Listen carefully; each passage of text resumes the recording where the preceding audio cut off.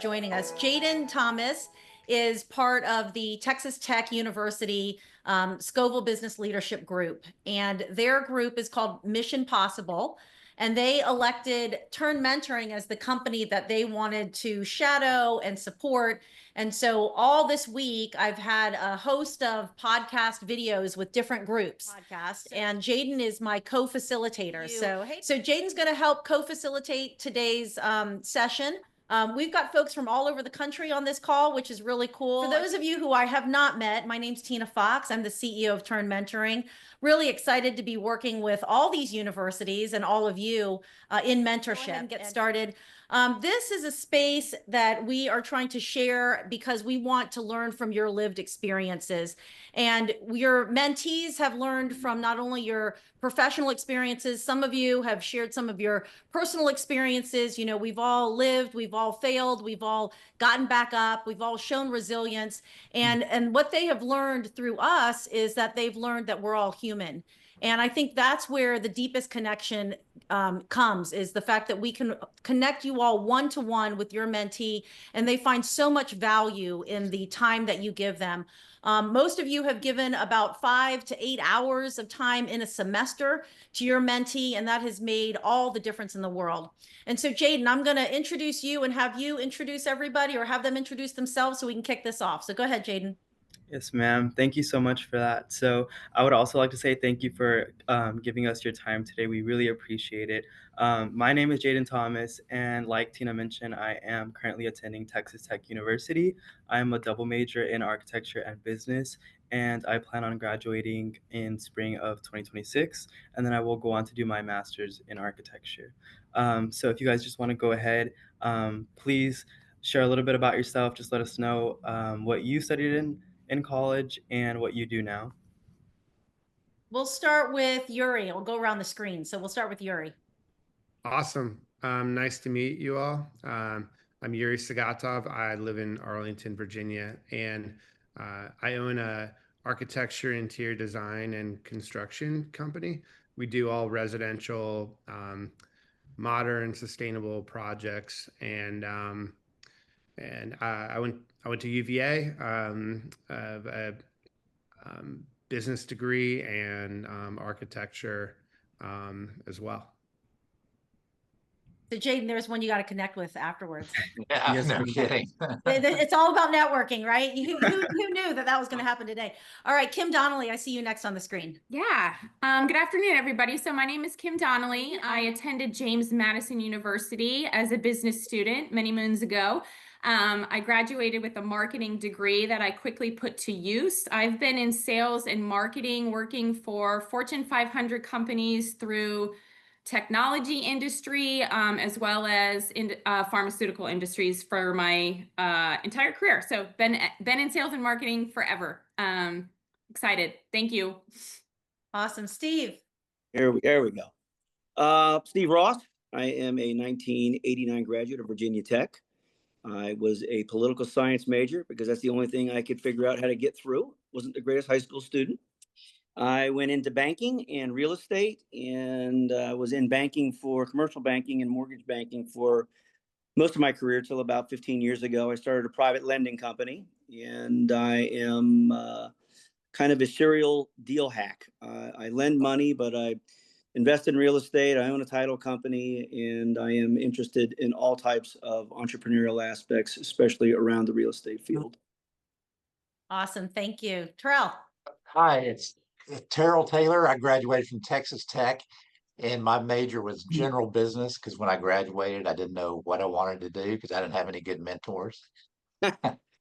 So anyway, I've been a partner in an insurance brokerage firm. We do employee benefits and life insurance for just about 38 years, and I'm down here in Houston. So glad to meet everybody. Awesome. Isaiah.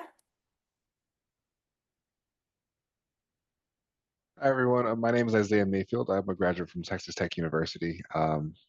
Graduate with a degree in marketing, and I did not end up in that in my young career that I've just recently started only a few short years ago. I'm now in IT. I work for a company called Legends Hospitality, We operate event and management venues for different sports entertainment teams all over the world.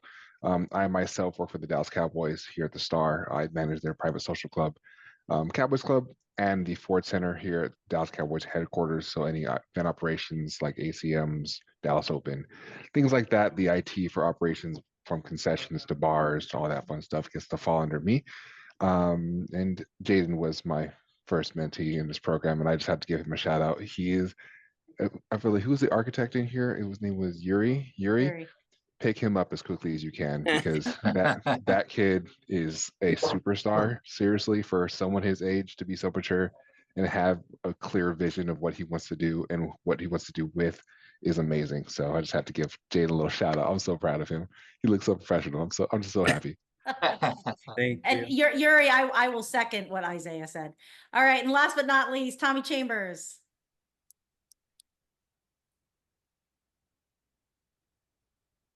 All right, I get my mute off there. Hi, I'm Tommy Chambers. I am a graduate from James Madison University. I was an economics nerd and a marketing minor. And I have my own business for residential property management in the greater Washington, D.C. metropolitan region now. So we manage about 1,000 properties, actually 1,100 now, across the region, independent single-family rental properties. And yeah, no, I've really enjoyed the mentorship and mentee process through Tern and everything, and all the different turns it's taken over the years. And looking forward to the next iteration, Tina. Awesome. Thank you so much. All right. So where is this going? We are going to be broadcasting you all throughout all of our media channels, our website, Tern Mentoring, our social media channels, including Instagram and LinkedIn, as well as YouTube. We're going to be showcasing this to an audience that's primarily students, university partners, and then other people just like you, alumni who are probably being asked early and often to give back what universities like to call the 3 T's: time, talent, and treasure. Treasure, treasure, treasure being the most important that they're typically asking for. But we have found a way here at Tern to measure your give back through time and talent. And we find that just as valuable as the treasure. And we know the students do as well. So we've got a few questions that we want to ask you today. We want to keep this conversational. So by all means, we can bounce it around. If there's a question that as a mentor, you want to ask another mentor, then feel free. You have a mentee here on the call as well, Jaden. So if you have a curiosity that you want to ask Jaden, then by all means, you can do that as well. I'm going to kick it off with Steve. What motivated you to become a mentor in the first place, Steve? You strong-armed me. Other than that, Well, I brought you to your senses is what it was. I brought you to your senses. Other than that, I think that we all are mentoring people all the time. My son just graduated from Virginia Tech last week, and my daughters went there and graduated. I had one graduate every 3 years. I've been around, I've coached kids, like I'm sure all of you have. The youth gives me energy. When I go back to the school, I love being reinvigorated by the kids. So I think I got as much out of it as they did, but I found it wasn't really a task to ask me to try to help out, because I think that most people, I'll say they're good people, are always trying to help and bring up that younger generation. And I found in my situation, imparting the wisdom of everything that I've screwed up, and it was a long laundry list. I think I found myself talking more than the guy I was, working with.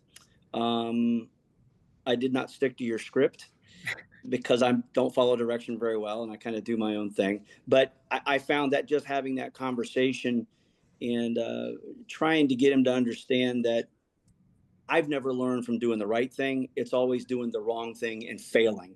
And that failure is totally acceptable. Failure is a good thing.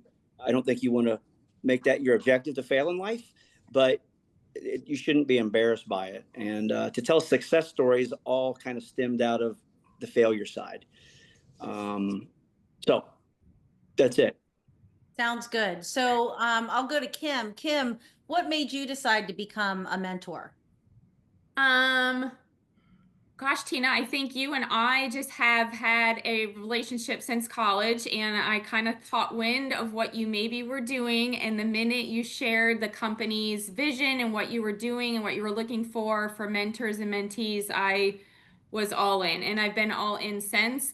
I think I'm just a person who has a heart for service. So mentoring and coaching, it's just something that's always resonated with me. I think I found this project to be extra exciting because I have children Jaden's age. So I was putting myself in their shoes and wanting something like this for them as a parent.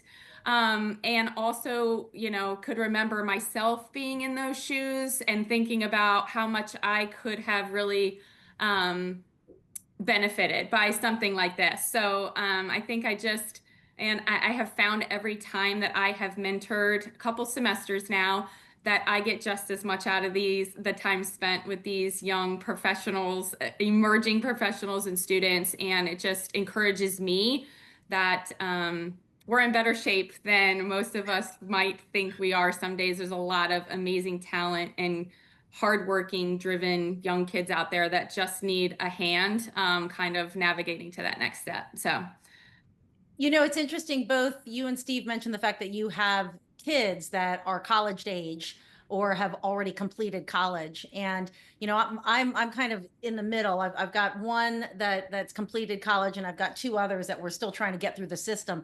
But I'm curious, as a parent, I feel like even my own kids turn their ears off. It's like, I've been listening to you for my whole life. So that's about all you get. But they are very willing to listen to, others that I will put in front of them. So being parents yourself, Kim and Steve, how did you feel, mentoring somebody who's of your child's age and they were like all ears listening to you through this time frame? How did that interaction work for you? Kim?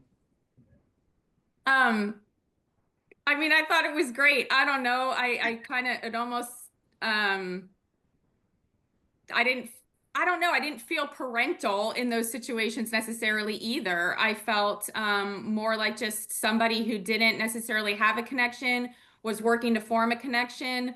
And I think that the way that the mentorship program is laid out to provide people that aren't in those direct responsibilities and relationships as another person to support these young people is key. That's also why it works so beautifully to your point, Tina. Our kids will start to glaze over at our faces and voices, but to hear it from somebody else who has the wisdom and experience and can impart that on them, they are usually willing and open. So Yeah, Steve, any other comment on that? I would agree with that. I found the questions were very curious. And I often thought, once again, as a parent, we talk to our kids and we sometimes think that they're not listening. Often they are. I felt that way sometimes in my relationship when I was doing this. But the next week we would have another session, and my guy would come back with questions based off of something I had said. And I was like, oh, he is listening. And what I said did matter. So I found that interesting and fulfilling. That's awesome. I want to go to the two from Texas Tech because Terrell and Isaiah, there was a formal program that was put forth, and there was an ask of you all as board members and active giving back alumni. So what made you decide that, yeah, I'll go ahead and throw my name in the hat for mentorship? Yeah, I'll go first. I was on the Rawls advisory. That's our business school advisory board, and they asked us to mentor some students. So I've done it. I did it 2 times previously, and it was good, but there wasn't any structure to it. Can you hear me? There was no structure. But then they asked me to do the turn, and I really enjoyed the turn because there was a little structure. I need to be told what to do, by the way, so I can follow instructions. So I followed the instructions, and it was really satisfying, like y'all have all said, to me personally, because I found myself giving advice that was given to me by my mentors, 35 years ago, and the same things hold true today. Just the general business points that are worked 35 years ago work today. And like y'all, I have a son who's 30 now, And I found myself talking to my mentee this time, and she actually, I felt like, was listening. Kind of like y'all were saying, is that she'd come back the next week and say something, hey, I tried what you said and it actually worked, you know. So I was like, and it gives you some satisfaction. So, but That's great. anyway, Isaiah, how Well, about you? well, much like Terrell, is it Terrell Terrell? Just want to make sure I get Terrell. that. Terrell, great name. Much like him, I serve on the recent alumni board with the Rawls University, and they came to us with the same opportunity of like, hey, we have this company called Tern, want to come in, who wants to mentor? And a big thing for me is always giving back and just kind of helping those younger than me and people that may not have that mentorship or possibility or opportunity to, have someone speak into their lives or what they're going through. They came to the recent alumni board. We're obviously younger. We're not too far removed from college. I graduated in 2020. And, I saw it as a chance to, especially in today's day and age and world, and, the young professionals entering the marketplace are facing some different challenges. I've definitely talked to mentors, on the back half of their career after they're retired, and seen the front half of what that looks like. It's a different world. And I wanted to give that perspective a little bit of how they can approach it, how best to execute, how best to, set yourself apart, right? It's a very difficult job market to say the least for some. So, how do you set yourself apart and put yourself in a position to win? And then on top of that, where are you going to go, right? What's the next step? What's the next thing that you're going to be shooting for? And for me, it was just a big reasoning of, what, let me help whoever I can at the ripe old age of 27 years old. Let me help whoever I can to learn how the working world's going to be for them when they enter it, because it's going to come at you hard and fast. And I come from very humble backgrounds, and me and Jaden are actually from the same city, El Paso, Texas. And funny enough, we have a lot of the same contacts in El Paso. We didn't know that until we got paired. So Tina, your algorithm, I don't know what you do, but great job. Thank you. We know people alike in each other. El Paso, we're like, that's insane. So great match there. But coming from those humble backgrounds, my dad was Army Ranger, and my mom's an immigrant from Panama. So I didn't have that, backing of a parental figure to say, hey, do this, do that, do that. I kind of had to figure it out, much like someone mentioned, trial by error, scraping at doors and knocking all the live long day till I figured out, what the next opportunity is going to be and how to get there. So, whatever knowledge I could pass along, again, in today's day and age of a young professional, I wanted to pass that on to people like Jaden or my other mentee this semester, Cal, and help out as much as I can. I love that. We say we serve 18 to 80 plus here at Tern Mentoring. So we're obviously focused on the post-secondary market and beyond. And I would say, Isaiah, and I'm going to punt it over to Jaden real quick. Isaiah's saying, all at the ripe age of 27, but how was that, Jaden, for you as his mentee? You didn't have somebody that was 30, 40 years out. You had somebody that was, within the golden decade out of school. So how did that serve you as a mentee? I would say it was very easy to relate with him. Obviously, we had all those connections from being from the same hometown, and all of that. But just his fresh take on things, because he had just graduated. We also worked the same job in college, which was great. So he was able to help me navigate multiple aspects of college, not only just the curriculum, but also, how to navigate the job market and things like that. And a lot of these mutual connections that we have, they're still working at Texas Tech today. So that was great, because the connection was so fresh and so new. Yeah, I would say never discount it, right? I mean, you never know. So speaking of which, we have Yuri and Tommy on this call. And Yuri and Tommy, you all have mentored outside of your university. So we just heard from two who mentored students within their alma mater. You all mentored outside. Well, Steve, you did also. So how did you all feel? Was there any difference in mentoring somebody that was not UVA or Virginia Tech or JMU? Did it matter to you? No, it hasn't mattered to me, where it is, as much as what is the engagement level with the person, with the mentee. And, what I find is there's a much higher value to that mentorship relationship, the mentee, when there's a higher level of engagement. And whereas I have enjoyed the structure that Tern has provided and suggestions and things to think about, I would encourage people to use that as a launching pad and color outside the lines and explore, how that value exchange can happen between mentor and mentee outside of just the structure of the questions provided.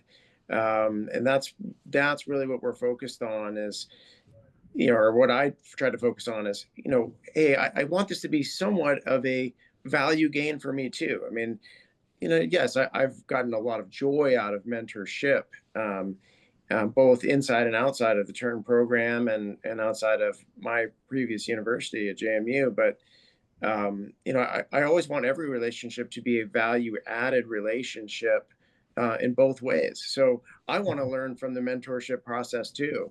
I use it as a practice grounds for, hey, let me try out this discussion and see how it's received by maybe a younger generation of people that I might be hiring within that generation. How do they see the world? How do I need to learn about how they see the world so that I can be a better manager or a better influencer of how I want them to work within my system at work.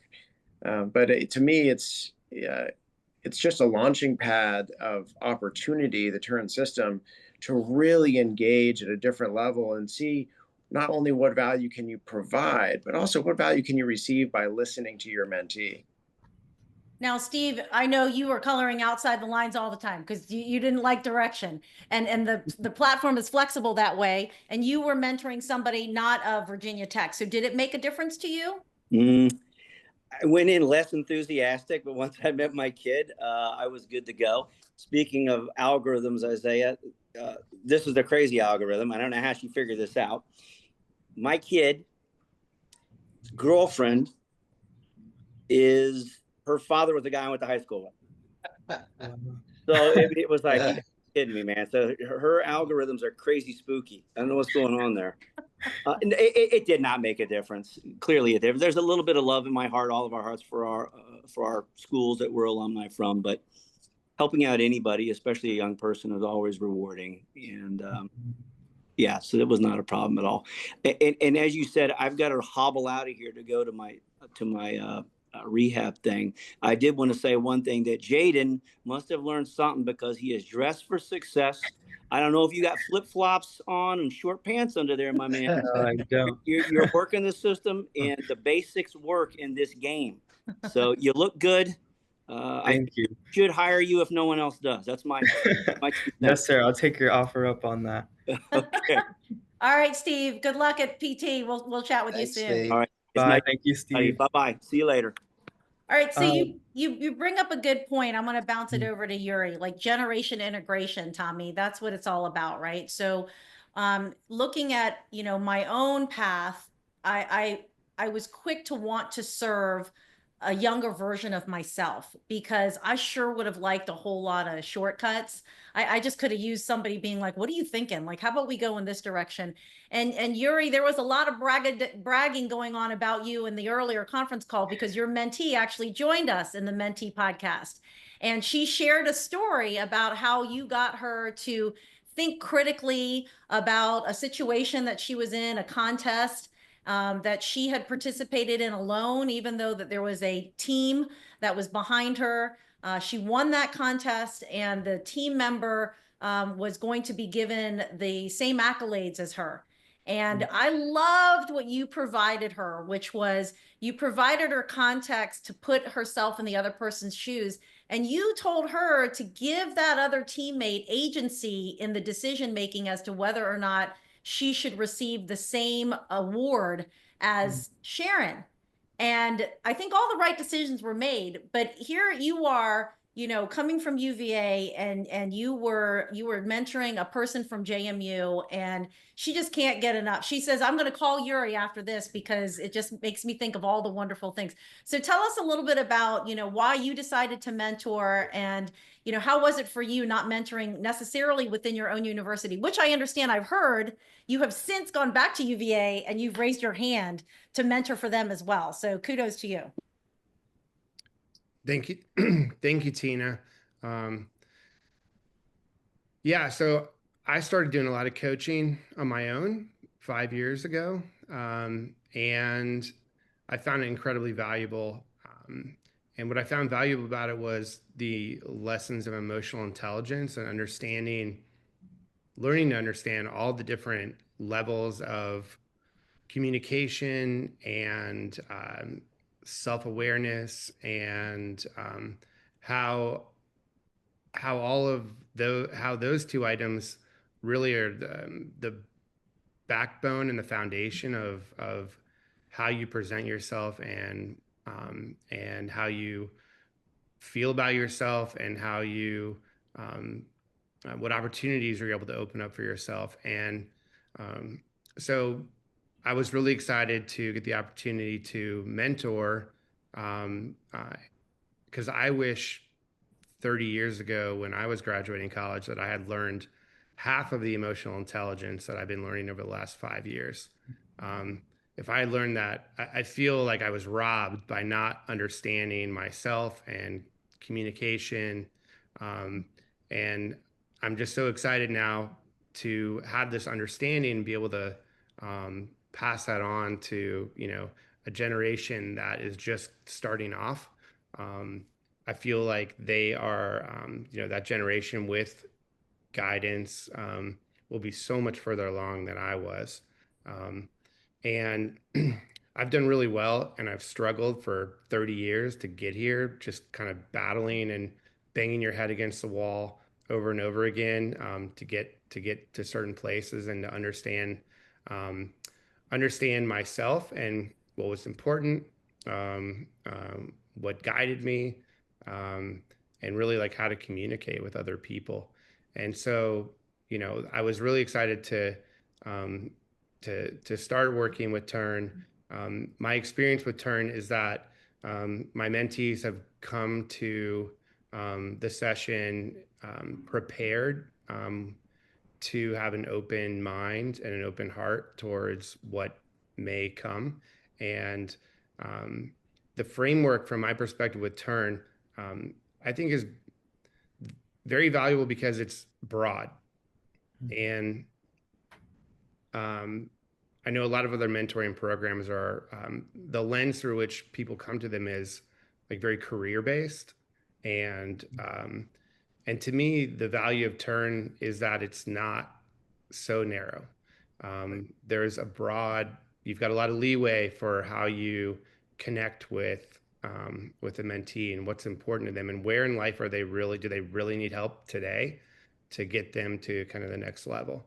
And for me, like, that has been really what's been really valuable, or where I think I've been able to add value to my mentees. And I've reframed the mentee mentor, to viewing myself more as a guide in the hero's journey for the hero, which I feel like is these mentees. And through the lens of a guide, it kind of puts me in a different place than a mentor, which I feel like often, um, there can be this, power play is the wrong word, but there can be this hierarchical, like difference when someone's a mentor and they feel like they're above necessarily the mentee, and the mentee may feel the same way. But I feel like my role is as a guide in like the hero's journey of these children or young adults. Sorry, Jaden. And from that perspective, it's very empowering to me to not necessarily feel like I need to give advice, but to kind of listen to where that person is and what's important to them, and kind of help them kind of see maybe what's in themselves and how to get to that space. Um, and so that's what's been incredibly valuable for me. And you mentioned Sharon and her story about about her contest. And to me, like, that was like the ability to kind of show Sharon where where her value is, and how to communicate with another person in a really difficult situation where she was being basically forced into either giving herself value or giving this other person value. and trying to understand like the dynamics of that.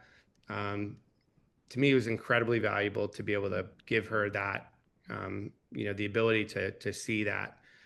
So whether it's JMU or UVA or Texas Tech, like to me, like that doesn't matter. I think Tern opened up an incredibly broad framework to be able to have those conversations. And I have started working with UVA, and it is a much narrower kind of lens, which I'm just starting with them, so we'll see how that goes. But I've really appreciated what you've done with Tern, Tina, to set the table for that.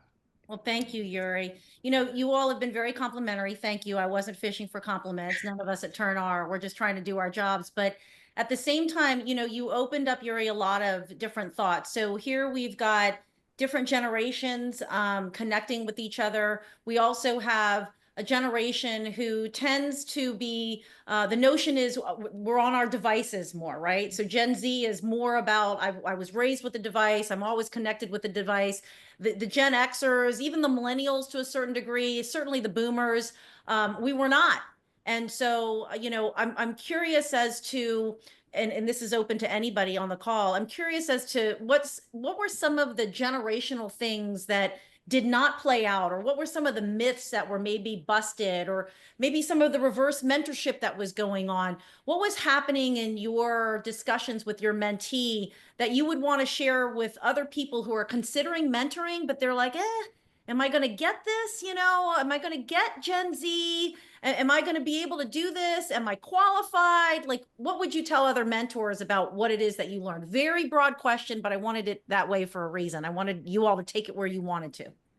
Well, I'll answer that because that did come up, the point about modern technology and old school, because when I first got in the business, we didn't, fax machines were new. Okay. I mean, it doesn't seem like that old. We didn't have voicemail. And you come in and they give you the pink slips, to call the people back. But what I told my mentee, I advised her is, and I know how the young kids do business today and in marketing and so forth, Kim, you do too, is, in the old school, you'd cold call, you'd go to networking events, you'd meet people, you'd form relationships, you do business. And now they want to do all this internet stuff and send out emails, texts, and don't want to really talk to anybody one-on-one. And so I was trying to tell my mentee to use both of those, do that, but be different and go back to some of the old school things that worked for all of us and separate yourself. And one of the things I did is I recommended that she write thank you notes, handwritten, not text, not email, handwritten thank you notes to some people she interviewed with. And she did that, and she was so impressed. The people made a big deal about it, and that used to just be, everyone used to do that when I was, doing the business. And, just do the little things that other people don't want to do to be successful, and go do the extra mile. Even Jaden, staying late. Okay. Even if you're not doing anything, stay late. When the boss leaves, you wait 5 minutes and you leave after he does. Okay. Because Yes. trust me, people, they know that, I don't know if you have to wear a suit at your office. I mean, we used to dress like that, every day, but, be different, don't be like everybody else, because, people want to do business with people they like, and, that do things different, because, everyone seems to do everything the same. You get so many texts, emails, people wanting to sell you stuff, and, but that one-on-one relationship goes a long way. But Yeah. Yes, that I was agree. very important in our conversations with my mentee. Yes. I know Yuri and both Isaiah talked about how hard it was because they didn't have a sense of guidance when they were in college and going throughout their journey. So I wanted to ask, is there anyone that did have a mentor when they were in college, and what qualities of that mentor stuck with them and they've been able to pass that down?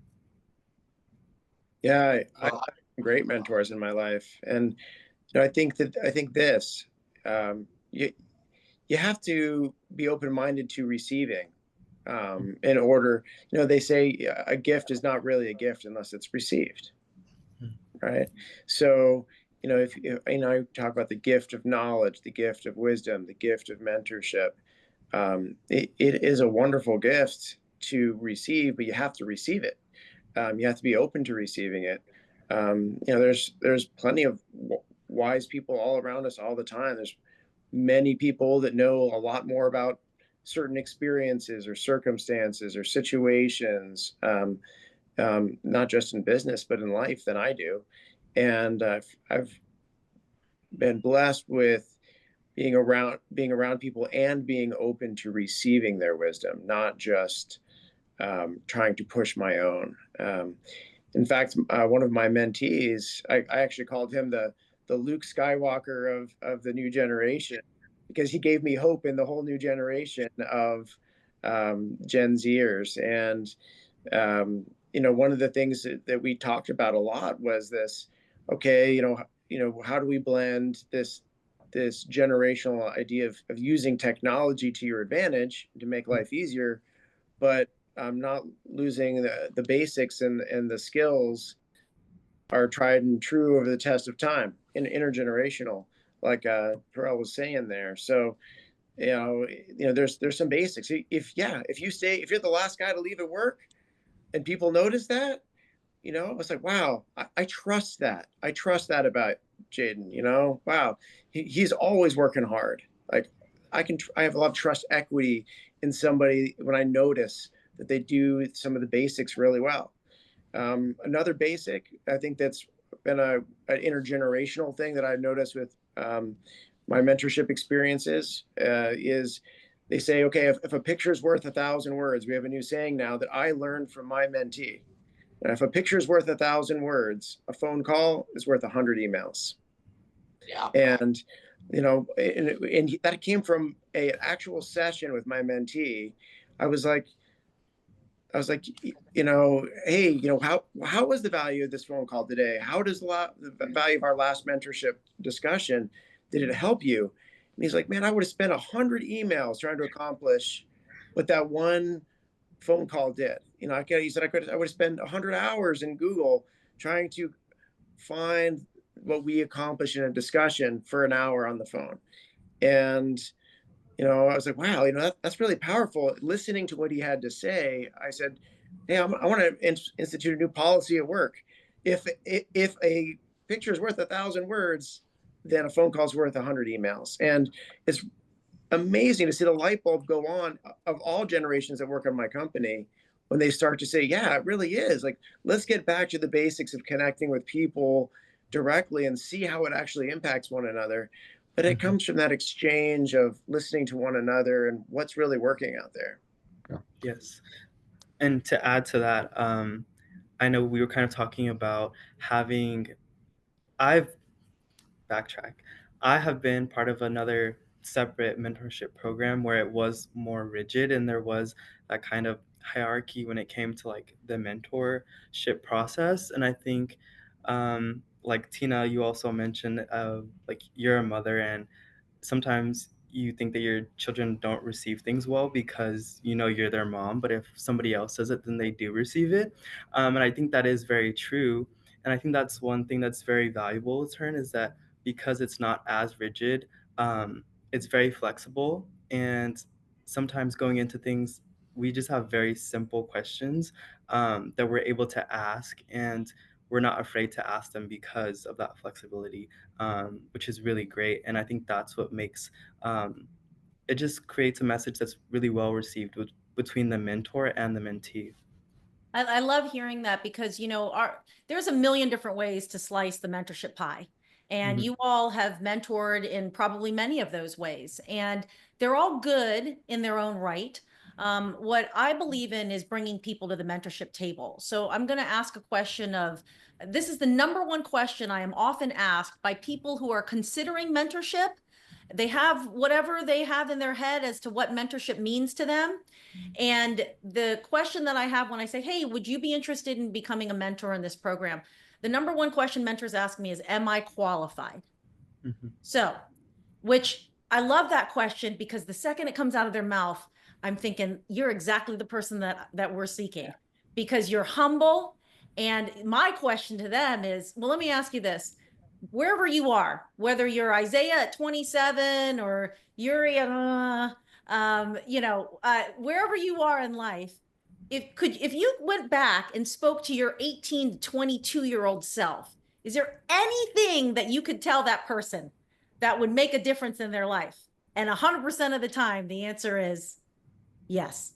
And I said, then you are qualified. So that's my definition. But I'm curious, you've participated in different programs, you've participated in this program. What would you say makes somebody qualified to be a mentor? Help the future mentor think about Tern mentoring in that way. What would you say? Isaiah, I'll start with you. I Since would say you're in the golden decade. I am in the golden decade, and we're enjoying every single second of it. So That's fun. right. That's right, my friend. Not taking it for granted. I would say, care. That's something that a mentor of mine I learned in college. He was one of the hardest, if not the hardest working person I've ever met in my life. That would spend 15 hours on an oil rig in an oil site and producing frac sand, and wake up the next day and do it all over again for a month straight and have no problems or complaints. Literally zero. And I asked him one day, Carl, why do you do this? Like, why? What's your deal? He said, I care.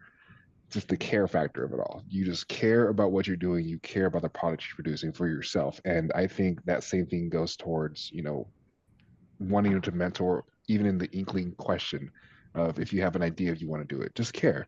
As long as you show whoever you're mentoring that you care, there's something that you can teach them. There, whether it be like it's been mentioned before, having those face-to-face conversations. That's something I've told my mentees. Pick up the phone. I use LinkedIn 100%, but don't use that as a main messaging. Get them on the phone or get them in person, even if it's just for a coffee, because the old school way works for a reason. There's a reason why Rolodexes were a thing, and those relationships last 20, 30, 40 years. Yes, I know what a Rolodex is. I'm young, but my dad taught me right. My bad. But there's a reason why those relationships, I mean, you can call someone you haven't talked to in 20 years, like, hey, how you doing? Right? Because you built those relationships off of a strong foundation because you care. It all just leads back to that value of, if you care enough about that mentee, you care enough about having those conversations, having those relationships. It's a two-way street, right? There's things you can learn from them. There's things I've learned from Jaden. There's things I've learned from other mentees this semester, Cal. It's a two-way street that if you care and show the care and compassion enough to want to sit down and come to that table, like you said, Tina, coming to that mentor-mentee table, you will learn something, but you just have to start with caring. So that's what I would say is what makes you qualified. If you just have a slight amount of, I want to do this for not only me, but for them, and you'll be amazed about what you learn about not only yourself, but who you can talk to. That's awesome. Anybody else have any thoughts on what makes you qualified or what makes somebody qualified in this program? I'll share something, Tina, because I thought the way you framed the question was interesting. Like, what would my current self tell my 18-year-old self, right? I'm like, what would my 5 p.m. self tell my 8 a.m. self? Like, I learned a lot today, right? So I think for people who are feeling underqualified, for them to lower that expectation to just say, you only need to be a couple steps ahead of a person in order to mentor them or show them the way, right? There isn't some grand scheme and qualification that you need to have. So coupling with Isaiah's part about that caring, I in entrepreneurship, you ask yourself this, you struggle with this all the time, this imposter syndrome, right? And so I had a mentor once tell me, you only need to be one step ahead, then you can help the person behind you. So that's what I would kind of share with people who feel they're not qualified to mentor. I love that. Yuri? No, that's great, Kim. And I would add on to that in that, to me, like, I think there's a certain pressure that may come from the idea of like mentoring someone that you feel maybe a responsibility for the session or for their experience or like for their entire life because you are now coming in. And so I think from my perspective, looking at it as more, taking the pressure off of like the need to feel like you have to deliver value, and instead just be there as a conversation, and being open to where it goes. There's not a lot of pressure in mentoring or in being a guide. It's really just being open to listening to where it's going to go and then going there. And so I think, if there's I think that would be the value of that I see from anyone that, is interested in just, having a conversation without the pressure to really feel like they need to deliver value. Because I think when you open up to just a conversation, like a person-to-person conversation, and I think the intergenerational aspect of it is really fascinating, because we don't always get to speak in a very open way to people in other generations, without like some context to it that isn't, that's either a business or it's one of your children, or some other like framework, where there's there's some other, there's something blocking the ability to communicate kind of one-on-one. And so I think just like there isn't a pressure, there shouldn't be pressure on you to feel like you need to deliver value. Great, thank you.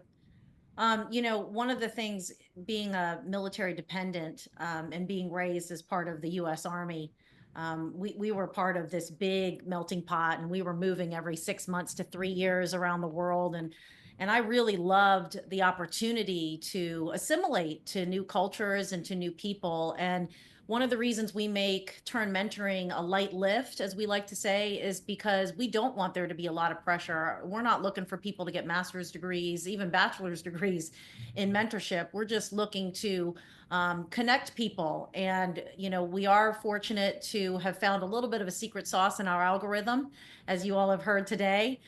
Don't mean to make it spooky on you. It's not as complicated as it looks, but I think what people find is when you move in, to another person, you do find more commonality than differences.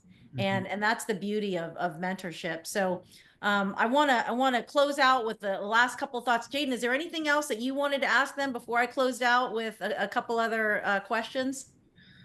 No, I mean, all of you guys, once again, thank you so much for being here and being part of this discussion today. But you guys are also a network of mentors. So kind of what does that mean to you all? Because you all do have this system and are able to communicate with each other. And we're on this call, and I don't know if you all knew each other beforehand, but Well, I will say, it seems like when everyone, we're all from all, most of us from all over the country, it sounds like, but it sounds like the results have all pretty much been the same. I've agreed with what everyone said. I've done the same thing out of it down here in Houston with my Texas Tech people, is the Virginia Tech and the James Madison people. I mean, it goes both ways. Hopefully my mentee, gained from our relationship, and I certainly gained from hers. And I think everyone on this call feels the same way about that. And I think we all have that in common, that we all want to, you know, we were helped at one time in our careers, and we want to give back and help others as well.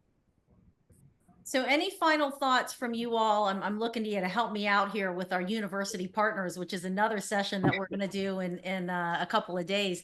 Any comments from you all to your alma maters, or to those, any university, any trade school, any community college, because we're looking to do all of this work in all of those places. Any comments from you all as to, those people who are contemplating this high impact practice of mentorship? Most universities, they believe in studies abroad. That's considered a high impact practice. They believe in internships. That's considered a high impact practice.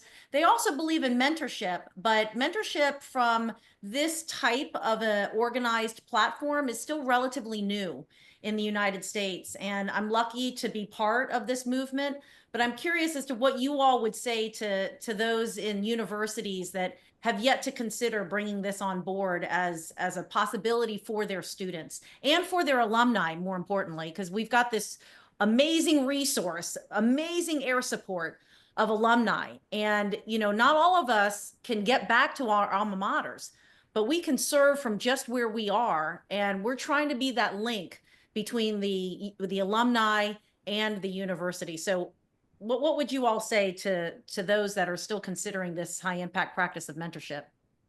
Well, I mean, just the exposure alone that I think Tern offers universities, and creating more connection and inter networking with universities. I know a lot of universities are investing more and more dollars into systems that they build in house that kind of help bridge that link between, alumni staying connected to the university. And Tern is a great opportunity that they can do that, but outsource it to someone else, and also add benefit and impact to their current students, whether they're students either recently graduated or, I think another cool thing would be doing it with athletes, especially in the world of NIL. I tried my hand at football and my knee said it wasn't a good plan, but You and Steve both, it sounds like. we tried our best. It's unfortunate, but I'm still paying the price for that today. But it's one of those things. The exposure of what college is nowadays, the narrative on it has changed a little bit, I think, in a lot of youth's mind. So, creating that impact, either even going all the way down to high school, getting a college kid and saying, hey, you want to go mentor a high school student, and building pipelines that way. Because through university, right, it's all about recruitment for them and numbers. In the state of Texas, we're trying to beat out UT and A&M, horns down always. But it's one of those things that they're always looking for another edge and another way to leverage. I think Tern approaching it in that way of like, okay, how can they use Tern to leverage, getting a bigger pipeline for students into the university, getting more metrics into putting students in the workforce. Like Texas Tech is big on finance and accounting, right? We have the big five partners. We are boasting about that all the time at the Rawls College of Business. How do you help Tern connect a university to present day professionals that can help build a bigger pipeline for those accounting or finance or whatever department it is? And then again, on the student athlete side of things, NIL, man, how amazing would it be for a college athlete that is about to go pro, have the mentorship and the guidance to say, hey, I can go talk to Pat Mahomes or whoever, blah blah blah, because they went to my university and they committed an hour or two a month to talk to me, and Tern was a part of that, right? So I think those are just some ways that I think universities could just leverage the system that you all have created. Gosh, I love your entrepreneurial thought. I'm getting fired up over here. Now, listen, Isaiah, I know this guy who works at the Dallas Cowboys, and maybe he and I need to have a conversation about how we can make that whole thing work. So I'll be giving you a ring afterwards. So anybody else in your comments for the universities? I would say one of the things I get asked all the time by fellow alumni, they go, how can I get involved? I know you're involved with Texas Tech. How can I get involved? And so many people want to get involved, they just don't know how.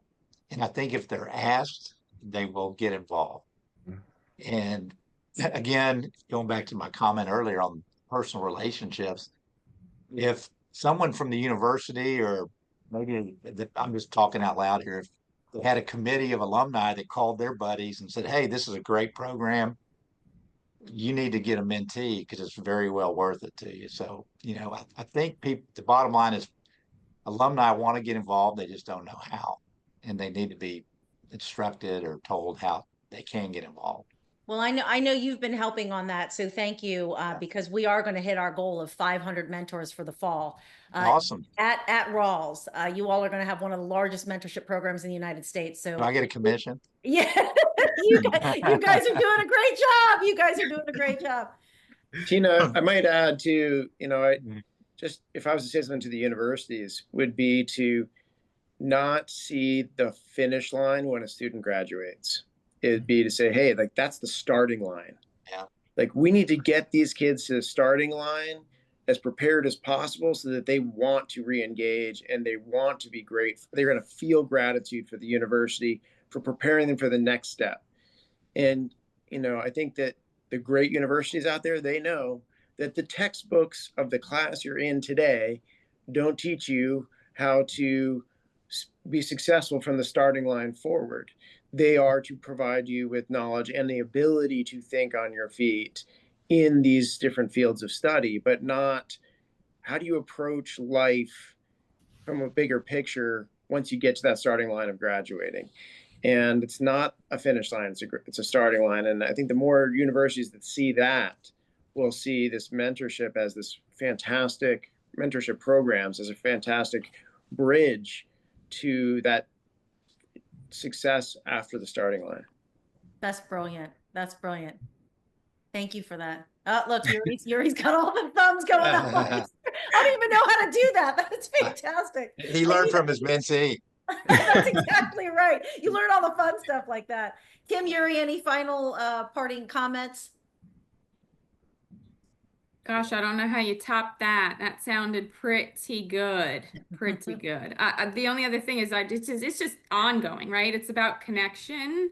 Connection is the world's network. It's how the world goes round, whether that be, you know, via text or via conversation or whatever. Just that one-to-one connection, and the people network is what makes everything go. So definitely getting to the starting line, but then also mentorship, then guiding those universities through programming for years to come through people's lives. So I think, yeah. Yeah, our goal is Tommy, that was awesome. You're our due. goal is the continuum of mentorship, right? Yeah. So we start with who we have now, but if we do a good enough job, Jaden, I'm going to put you on the spot. So when you graduate, Jaden, are you going to come back and mentor? Yes, I am. I've already decided. And that's how it works, right? I mean, you pay it back, you pay it forward, and you just keep going and, you know, in a circular motion. It's a beautiful thing. Yuri, any other final comments? I would just add that there's something about an outside organization like Tern partnering with the university that gives it a permission to maybe do things a little bit differently, or allow the program to not be like so rigid where it's focused on specific things. And there is a value to that, which I think is incredible. I think there's also a value to the leveraging a programmer like Tern's experience across multiple schools, and you know, you're in this every single day. You're making it better and better and better, and the focus of that has incredible value to a university who is often bootstrapping this internally through through a department which is doing their best, but maybe isn't as focused as Tern is every day, just improving the process and the connection and the programming. So there's a certain value to that, which I think is incredible. Thank you, Yuri. Yeah, so, you know, I too have a dream, and that dream is to not only bring people to the mentorship table, but to celebrate my mentors. And, you know, we're looking at doing things with universities to bring you all back to celebrate how often you mentor, the impact that you make at your university with these students. I'm fortunate to be able to listen to all these stories behind the scenes. I want these stories front stage at your universities. I want your university administrators to hear the kind of good work that you're doing. I know there's great money coming back to the university, but, you know, money is getting you to the cornerstone of a building. What you all are doing is lasting a lifetime, right? You're living your legacy in a way that is more than just the cornerstone of buildings. It's the cornerstone of life. So I just want to say thank you on behalf of Tern Mentoring. Thank you on behalf of Jaden and I on this call. I noticed Isaiah made a shameless plug for Jaden, putting in his email for anybody who's looking to hire. Again, I'm going to second that because he is a wonderful student. But The he's gonna also Cowboys should be looking for some players, is what they need to be now. Sorry, I had to get that in there. I'll slide a note on Jerry's desk. all in good fun. You all will be getting an email from us tomorrow. So as a thank you from Tern Mentoring. So please check that out and open it up and have fun with that. With that, we're gonna post this online. Jaden, do you want to close us out with some of the things that we need to wrap up, and then we'll get everybody off on their day. Yes, ma'am. So I know we are running out of time, but I want to say thank you all so much. And one of the things that Yuri did talk about again was like how it can be very rigid, and I have also heard from other students. I'm not sure if you all talked about this this morning, Tina, but a lot of students have accessibility to LinkedIn and sites like that. But again, there's this sort of hostility that comes with that, and there's a lot of pressure because of that comparison that students face. So again, I want to say thank you, Tina, for this program in specific, because you could clearly tell that it's a company that's focused around people and connections, and those relationships, those natural, carefree relationships. We're going to be posting this to turnmentoring.com. We have our new website. It just went up. Posting it to YouTube, LinkedIn, Instagram. So thank you so much for everything you do. We look forward to seeing you. Thanks for joining us on Tern Talks, the Tern Mentoring Podcast. Want to spark change through mentorship? All of our guest information is in the description below, but be sure to like, subscribe, and share, and tap the bell so you never miss a moment to grow, give, and connect with Tern Mentoring. Let's rise together.